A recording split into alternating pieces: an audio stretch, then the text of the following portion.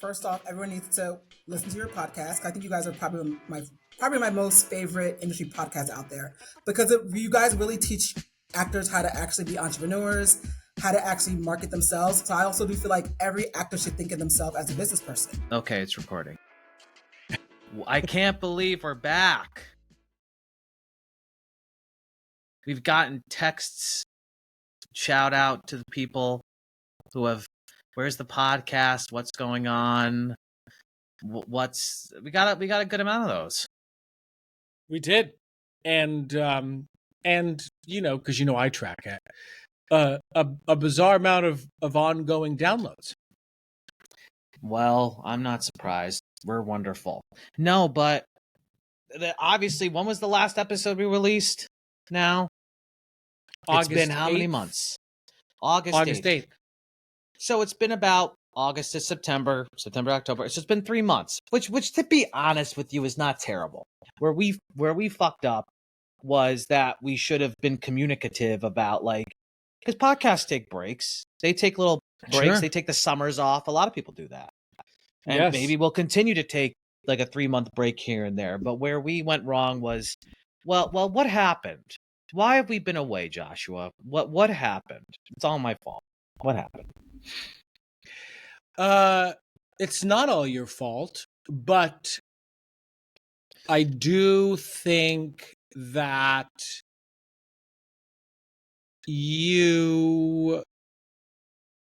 well, let me say this.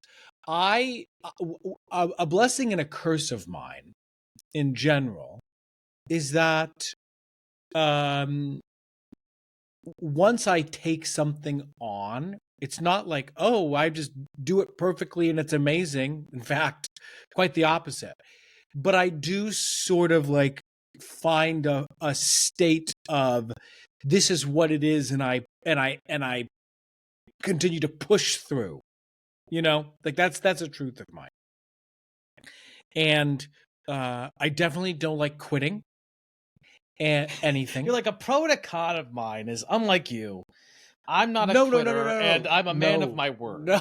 I know it's bad of me. Hear me out. No, actually, I'll be honest. Here's why this has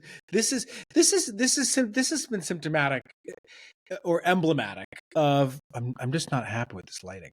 Emblematic of several experiences in my life, including No Rules. I told you this, Brian and Ann. If you were listening, I don't mind saying it.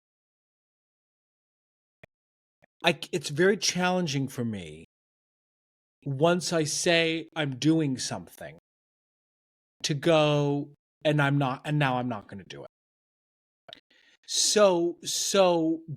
But sometimes that's needed. Well, I think that what was problematic, right, is that some changes needed to be made. But what I respect about you is you're like, well, let's keep going with what I felt was an unsustainable version in some respects, and figure it out as we go. Whereas my impulse was like, well, let's just stop for a little bit, reset, and because basically what happened was, to be clear, around that exact time, you're doing Streetcar Named Desire. You stepped away. Or no, you didn't step away. Sorry, you were directing it. What am I talking about? You were directing the show. I was in the show at Flint Rep in Flint, Michigan. And at the exact same time, what was happening was, University of North Carolina School of the Arts expressed interest in artist strategy, leading the entire year of the business of acting class. Right, so 2 classes a week, teaching remotely to this university. Basically, that Streetcar, which we were both doing, started at the same time as we were teaching at UNCSA twice a week, remotely. And I'm not going to lie, well, 2 things. Number one, it just got a little too much. The podcast release schedule, the editing, which I do. Well, yeah, because to be clear, the way the workflow Well, and I would actually, I Yeah. think we need to go back because it wasn't just August. No. Part of yeah. what actually I think started happening was, I forget when it was now, When I had my but mental breakdown. so when you had your mental breakdown, there was some time when, In January. and I actually think it's interesting in our dynamic, because at some point, for those of you who are listening, they were like, "Is Mike even hosting this anymore?" Because I had recorded. I was basically, Mike handles all of the editing, truly all of the editing for everything. It doesn't matter if it was our Patreon content or the full episodes or even the social media. Mike, you do all of that. And subsequently, what I started, the responsibilities became more and more that I was sort of programming and dealing with all the guest stuff and getting all that together. And at some point, because we do try to find a balance in this, like in the midst of all of our responsibilities, all of a sudden it really became me recording pretty much all of the episodes. Mike, where you were there, but really it was like, because the recording takes a lot of work in a lot of ways. Yeah, right. And so it was one more thing. Is that we were both kind of handling two different vacuum areas.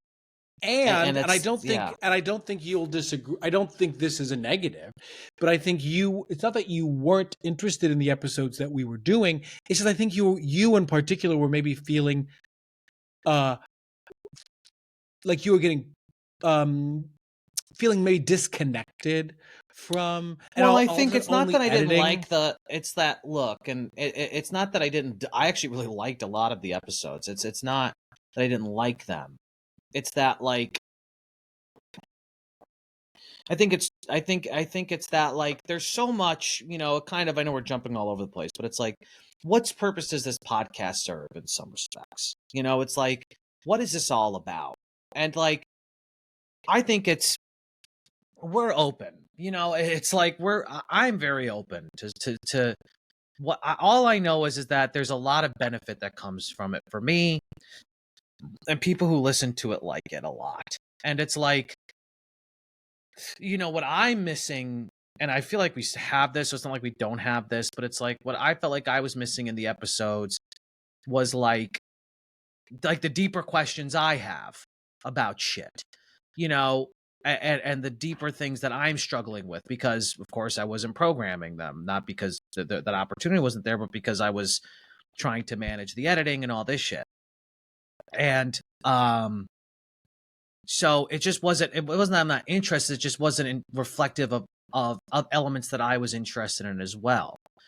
And it comes down to that. And the reason why that matters is because we were hitting a stride, and we'll talk about what you all will continue to hear in the months ahead, because we do have a bunch of backlogged episodes, because I was, and I don't know, maybe you'll disagree with me, but I think because all of a sudden we were getting so many, I was like, well, wait, at what point are we going to sort of regulate again? Yeah. Get clarity on what we're doing. And now, well, that's what I don't want this to be, is that I don't want this to just be, we're not podcasters. I'm not, we're not trying to build a podcast empire here. I don't think so. It's like maybe one day, but it's like we had an aggressive ass schedule. Mm-hmm. We had a very aggressive schedule, and we maintained it for 80 fucking episodes. And like, that kind of blows my mind. And so at a certain point, it just became like, well, yeah, we were just kind of like, we were just moving. And it was like, but wait, what is it? You kept bringing up is what is this all for? What are we doing this for? What does this all fit in? Cause it's like, right. And like, what's interesting about, I'm rambling, but like the UNCSA stuff, it's like, it's been a really, because, it's funny because there was this potential of it happening, and we try to collaborate on curriculum, and we were just having a lot of. Did we say? I know you said it a little bit. Did you say like what we're doing? Yeah, formally? so I said it, but I'll just repeat. We were leading. I think it was when your camera was fucked up, but we're leading the business of acting class for seniors at University of North Carolina School of the Arts. So we teach twice a week remotely, and what's been, I just have to say, what's been so good about this, it's like, God, it's just hard to go along to get along. It's like, because when we're doing one-on-one consulting, like when we were doing that at a like for a lot of people, obviously we're doing the best we can to improve as we go, always, always, always, always. But then there's like business I mean, you're just managing so many things, like how are we offering the service? I mean, the running the business part, right? And it's like, and so it's been so hard to work on curriculum.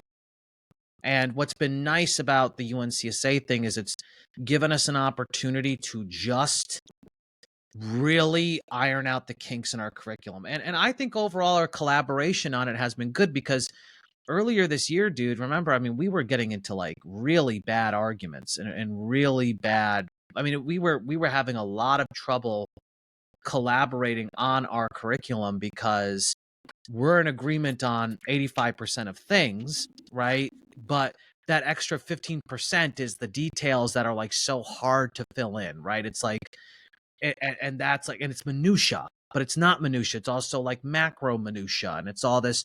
So we were like hitting a brick wall over and over and over again. And this UNCSA stuff, like really going like, I mean, even if we presented the version we've had for years and using with people, it's more than anybody ever gets, no question about that. But we were like, well, no, let's use this opportunity to go top to bottom, every single piece. How is every single piece working out? I mean, we're working our asses off pulling this curriculum together. And because you know, just to say as a reminder for those of you who are not super familiar with us or what we did or where this all stems from, you know, our artist strategy, which is the business that we've now run for, I mean, I would argue close to 12 years now, actually.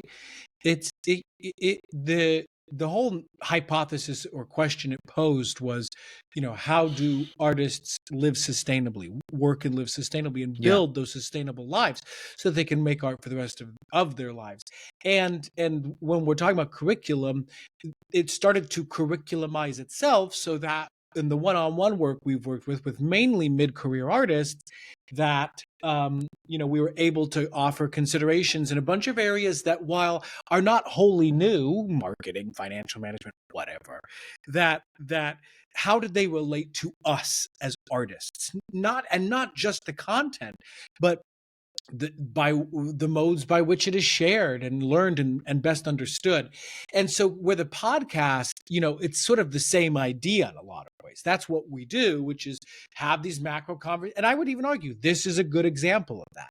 A conversation about how we are making art. As Mike was saying, we went into rehearsals for Streetcar Street. Mike was Mitch, I was directing. And how this podcast was even able to keep up with that. And it's all sort of meta and existential, isn't it? Because we're both living the lives that we're both living lives. We're trying to have these macro conceptual conversations from many different angles in the podcast, while also with the UNCSA piece of it all, trying to essentially instill values, build and some tools sort of and system processes around it all. Exactly. And it's like, and I will say, for anybody who's worked with us in the past, like, I'm excited because what I want to do is, I'll be honest with you, I want to re-record a lot of shit for the people, you know, who have worked with us, who have access to our e-learning and shit, because I just think we've ironed out a lot of fucking kinks. And not that, again, 85% of it's the same. I would argue 90% of it's the same. Like, changes to the plan, all this shit. But you know, I guess what we're here to talk about, you know, is sort of how we're moving forward. You know, the per your point, we have a backlog of episodes, all starring you, and there's a couple with me in there as well. But it's like we have a backlog of episodes that we need to get out. And the current release schedule is going to be this. It's going to be a public episode, so one public episode every 2 weeks, with a Patreon episode every month. That Patreon episode is going to still come out as an excerpt. There will be an excerpt that's available for the public as well. So just think about it that way. One public episode every 2 weeks with one additional Patreon episode every month. And we are, unfortunately, getting rid of the Ron Risings. after we're going to get through the ones we have now because they're great. We're going to stop that series for now. I just because, again, capacity. I mean, we were releasing, I was thinking about, we have a very aggressive release schedule, very aggressive amount of episodes coming out. And I just think that in terms of just capacity, it's just, how do we make this sustainable right now? We're still figuring it out. It's a young podcast, so it's like, so we're going to get rid of that series for now. And so the next couple of months, we're going to get through that backlog. It's going to take us probably till the end of January. It's going to take us through to the end of January. And then, I mean, they're all going to be new episodes to you guys. But then, the newer kinds of the newer episodes will be released after that. So that's going to be the schedule. Did I miss anything there?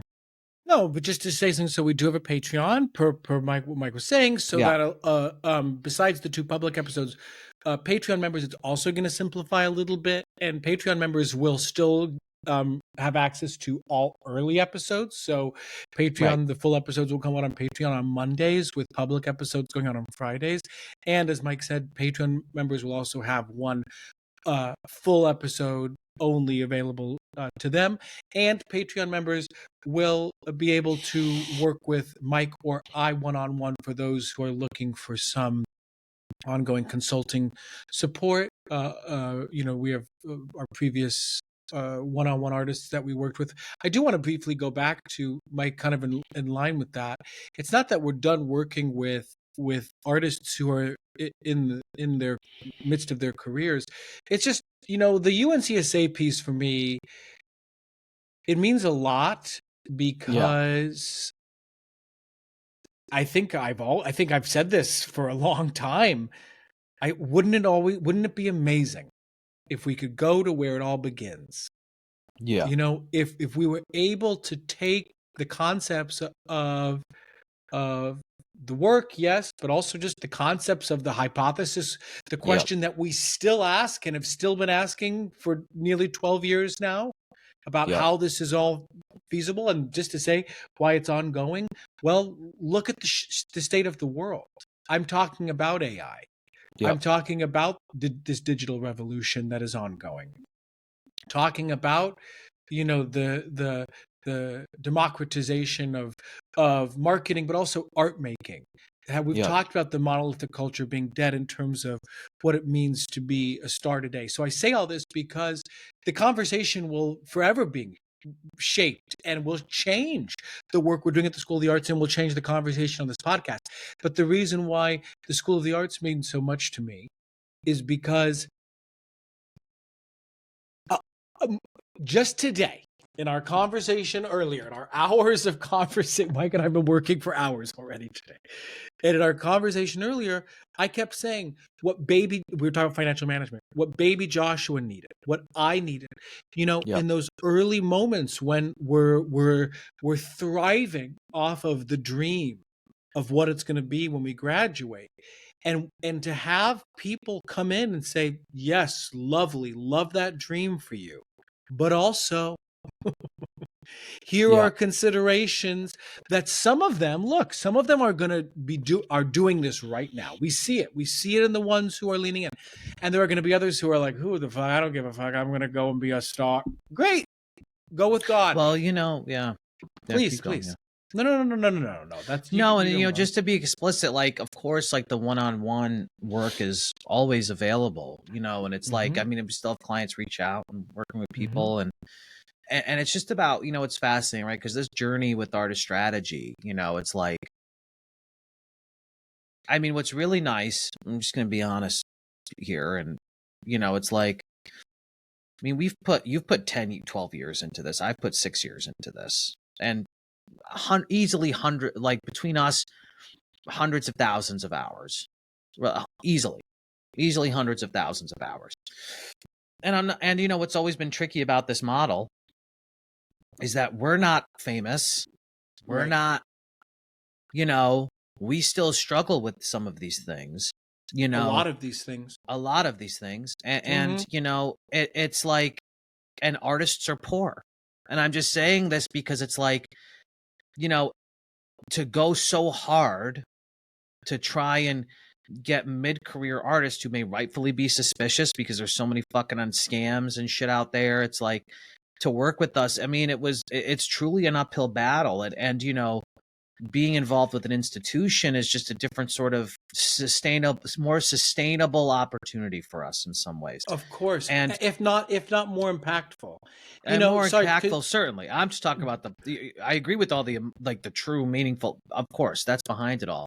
But also just from a practical standpoint, it's like, you know, it's just you're not you're not chasing poor art.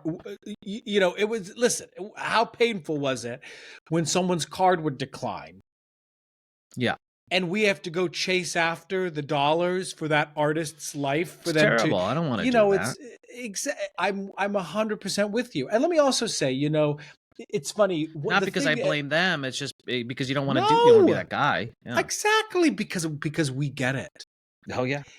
And you know the thing the thing that I really value, here's where I actually think this could be the best and potential worst of all worlds, Mike.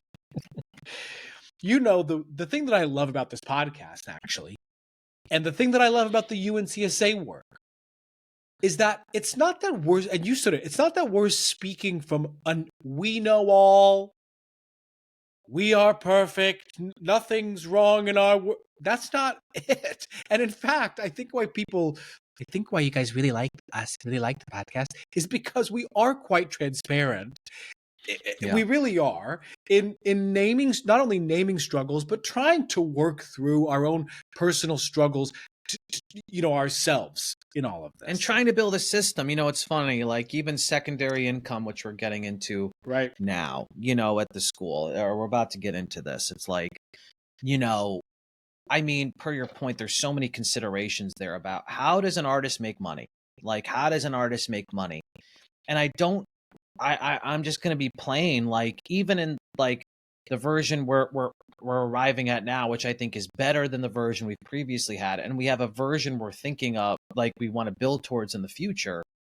It's like nobody's done that work. I'm sorry. Nobody has done the work to go, like, even to go, hey, so these are the different kinds of, it's not, you know, it's just like best jobs for artists, personal assistant, Nobody's done the work to go, like, okay, well, like, what's the framework to view this from? Like what's the framework in planning? Like, okay, it's like, you know, and how do you start to manage income streams? Like, maybe you have an employed shitty job, and you're trying to, maybe your next transition is to try and find a less employed shitty job. And then maybe once you've settled in there, your next employment is your next level is to start to seek self-employment opportunities, even on a small scale, to supplement that. Then you can eventually grow that and leave the employed job. So you have a more, it's like nobody's talking about like a frame, like so much of our work thus far has been, yes, micro details, but also frameworks, like true frameworks to go, like, all the mysterious shit. Like, let's not take it for granted. Let's not take for granted sort of like, what is the very specific process to do this shit? And it's like, yeah, you know, whatever.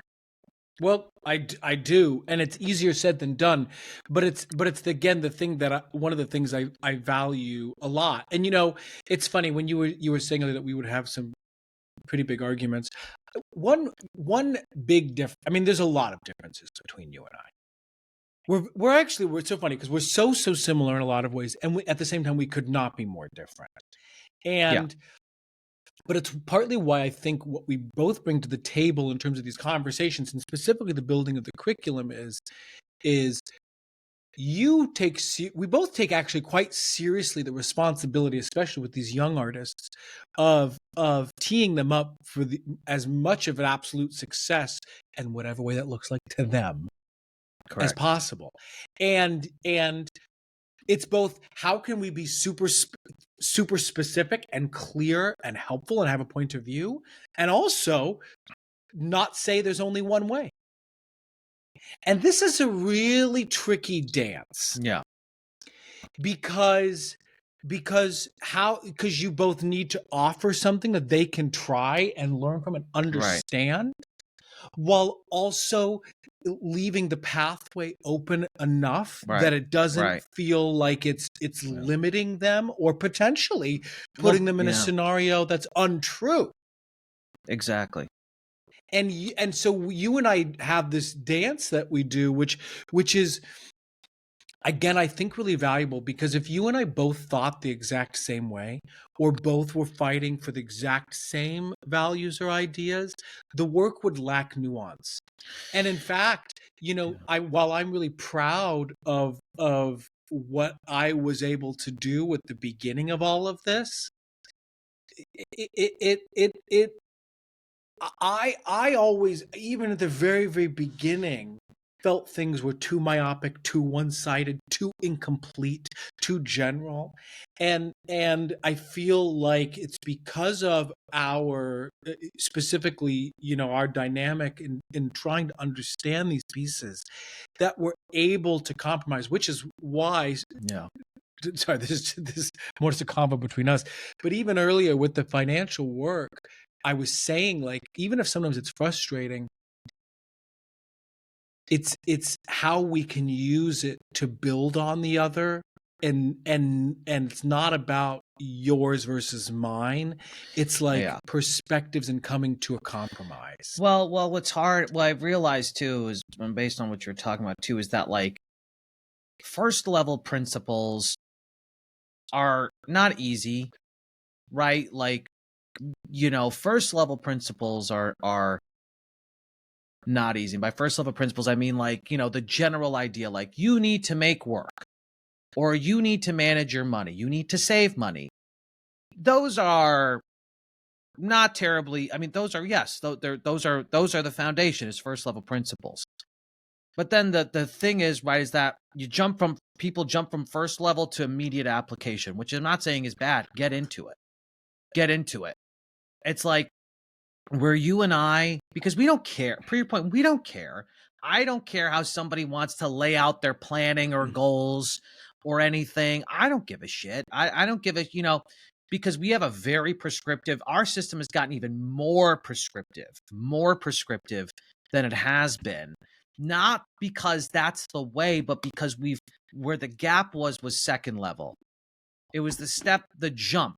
Like what we filled in the gap between jumping from you need to save to here's a process to do it right now to like, well, how does that actually look? Like, that gap is starting to be filled in more in some ways. And it's like, you're right that what's hard, right, is that like, we'll never disagree on first level principles. You and I will never disagree on that. I don't think ever. I think there are times where those are the existential conversations. We'll find disagreement on those, but it's like, it's in that next level where it's like, well, what's the bridge? And part of what's tricky too in a lot of this is, and this is how I feel, like I'm a big believer in we don't know until we do it. Yeah. And that's inclusive sometimes of you and I, literally, I doing things, as that's one piece for Mike and I has been workflow as an example of that. And the other is with these students, for example. Yeah. And this year, for example, we're introducing a class on AI, right? Because as we take over this full class. Well, this is new. This is real time. And next year's class will be different.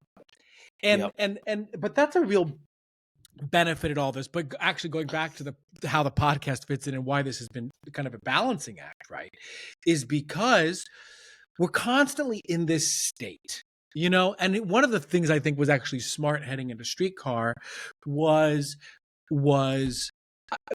to speak transparently per your point on our arguments. I said this to you. I was worried. I was a little worried.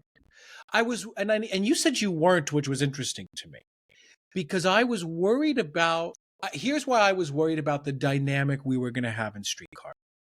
Right. When we did Centennial Casting, the other play we did together, I also thought it was fine, actually. But I remember what was tricky was we were always together, and it was hard, and we were doing this play in this kind of this weird, time was nebulous because what should have been a 3-hour experience somehow turned into an 8 hours because we were always the commute. Yeah. And I don't blame you for what I'm about to say, but you were really resistant to sort of, I could tell, resistant to sort of use any of that time to go into all of the other shit we do, which I don't think was wrong. It makes a lot of sense to me, Mike, actually. It really does. Oh, sorry, let me just, for you listening, I have medication being delivered. He's at my door. Oh, he's at your door.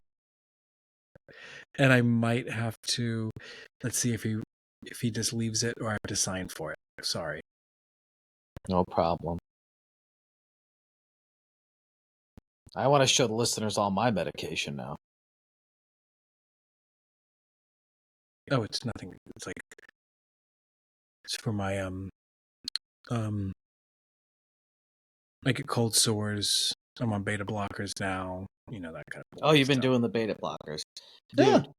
I've been It's funny. I started this year thinking I was gonna take anxiety medication. I was gonna be on some sort of fucking antidepressant, and now it's like the end of the year, and I'm like on fucking bodybuilding peptides. That's how it's so fucking stupid. It's like how that fucking turned out, dude. I'm telling you, man. I mean, I got to be careful because it's not steroids or gear, right? It's but because you've always wanted to be big, right? That's always been a thing. Peptides. We were talking about this. Peptides are the future. Everybody's going to know about peptides soon. In the next 2 years, everybody's going to know about them. Whatever. Wait, was it? Oh, so sorry. Going back to I'm not trying to. I just don't want to lose this thought because I was peptides, but separating the processes. Right. Yep. So I was stressed going into Streetcar because you also know I'm a big baby when it comes to and especially when I'm directing a play. I'm like the last thing I don't like to fight. I don't want any of that personally. Yeah. And I wasn't sure. First of all, I thought it was a great experience. I thought was amazing. You were so amazing in the play. You really were. Thanks. It's just beautiful. Being in Flint, Michigan was tough, but the people were nice. The theater was great. The process was wonderful. Working with you was great. No, it ended up being a great. And I also here's why I actually think us pausing was also a good move for that moment, because remember when we would. Because we were meeting about it was, and those not in a bad way, but it was tough. I mean, listen, it is tough for us because we both care a lot about essentially coming to a consensus. And so the podcast would have been one other element. Yeah, because we were already working on UNCSA stuff, so we were still working together on other shit. But to add the podcast, I don't know how that would have been. That would have been. So I think it all worked out. And look, it's like, this is not I truly do not see this podcast. Look, it's not always going to be perfect. Mm-mm. It's like in terms of, but I do see this as a long-term thing. Mm-hmm. So it's like, just what's the most sustainable version of it? It's like, that's just what it is, because, I was saying this before we got on the microphone, but I was just like, I just think that, and I'm interested in this in terms of programming, and it's like, it's like the amount of conversations we're having about what's an artist's point of view? Okay, right. Like what makes up a point of view? How does a point of view affect your career goals? How does it apply to marketing, self-producing, Like, these are conversations that nobody's having this detailed. It's just like nobody's even talking about secondary income, like on all the income conversations we've had about God, it's like, what is okay? Like, should they be going after this? Should they be going after this? But what are the pros and cons of that? It's like, I'm very interested in releasing, well, what would be a cool episode, actually. I wonder I'm just making me think about this. I wonder if we should see about doing one with the students, where we basically do an episode it could be the end of the year, I don't know, where we talk to the full class as an episode to get their set up some mics on them, I don't know, to get their perspective on the world, because they listen, for me, one of the things that's already been great about this, one of the things I'll share this with you all, because I think this is I don't mean this in a, I'm not making fun of the students when I say this. It's actually why I love working with them. We were working on their artist statements. And one of the ways we were approaching values this time was by way of asking, what would make you quit? What would be the thing that would make you quit your dream of being an artist? And the number of them who said death. Now, what I love about that is, and why I value this opportunity to share this work with them and also to learn from them is, we know, for those listening, we know like that's hyperbolic, and we know from and it's not going to be true. I mean, unfortunately, there's going to be, some of them are going to be done in a year. But imagine me now at 26 being able to connect with the students, and be. I hope you all laughed at that. Yeah, I got the joke now. Yeah. No, not you. It was more for our listeners, because I was just such a good actor I thought you were trying to. Never mind. So really, me at 29, having to reflect back, it's infectious, Mike. It's infectious. It's it's nice. I'm going to be with them for 2 weeks starting next week in person, and it's really a good reminder for me for my own connection to my own passion, because there are so many things, as we know, listeners, many of you whom are out there fighting the good fight with us, reality sets in. Right. And it's easy to lose what's shiny. That's all. Yeah, and I don't know why I'm feeling the need to bring this up, but I kind of released a whole Patreon episode about this during my mental breakdown. Just about how, like, am I giving up or something? Yes. Meantime, I'm not trying to be whatever, but it's like I'm starting rehearsals next week for something. I have something in January. It's like, but you know what that's about? You know what that comes down to? It's like, for me, it's like, we were talking about this the other day. What I appreciate about these kids, it's like, what's changed for me is that, and I don't know, it's so different. It's so weird that as you age, your priorities shift, right? And it's like they truly do. Like, I do not give a shit about 95% of the theater in New York City. I don't give a shit about it. I don't think it's good. I don't think it's interesting. I don't think it's unique. I'm not into it. And yet, again, why am I? So it's like, what happened? Not because it's objectively bad or whatever. It's just, I just don't care. And so it's like, well, it's so funny that, like, well, does that define my art? Is that defining me as an artist? It's like, well, if I don't fit into this system, then I'm not an artist.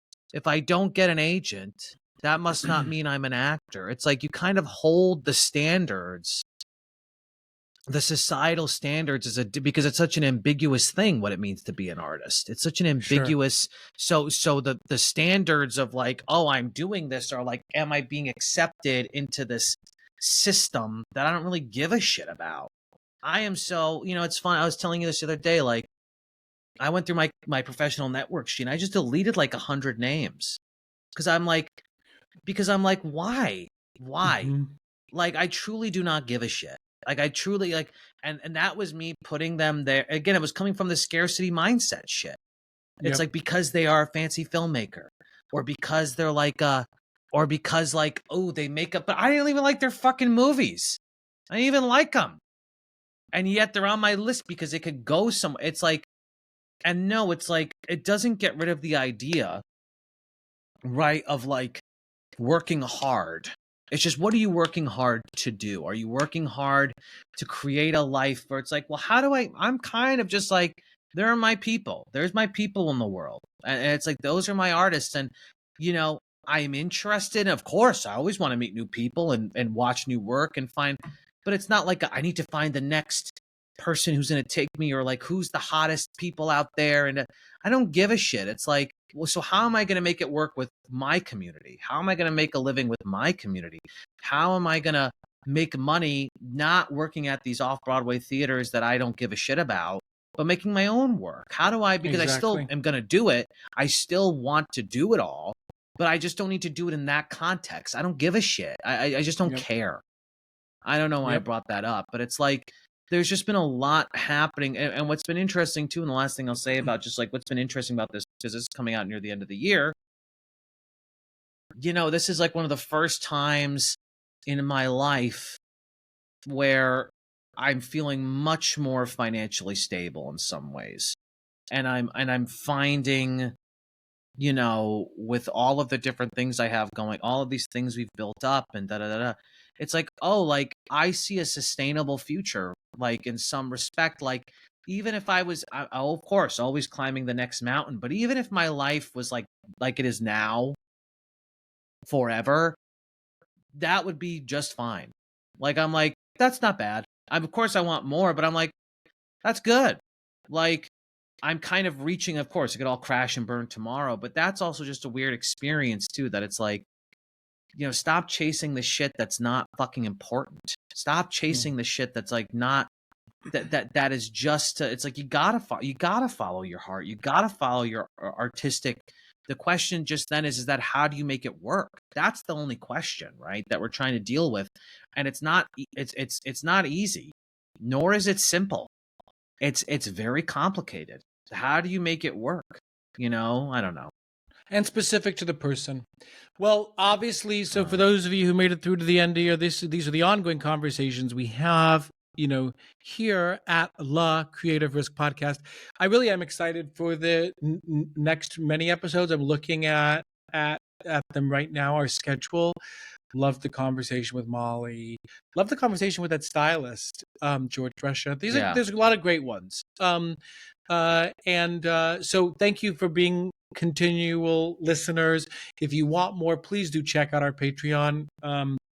We put a lot into those bonus episodes as well. And per as we said, you know, we're always happy to have these same existential yet slightly more practical conversations with those of you who are looking to have those with either of us. And more soon.